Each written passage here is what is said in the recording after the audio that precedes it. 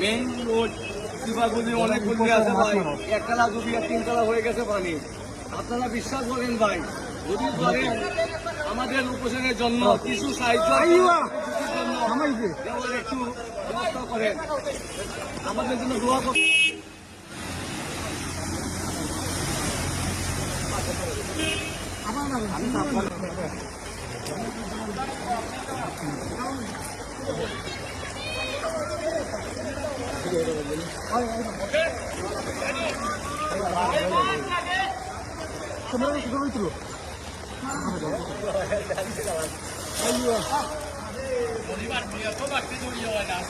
Rome আইছে।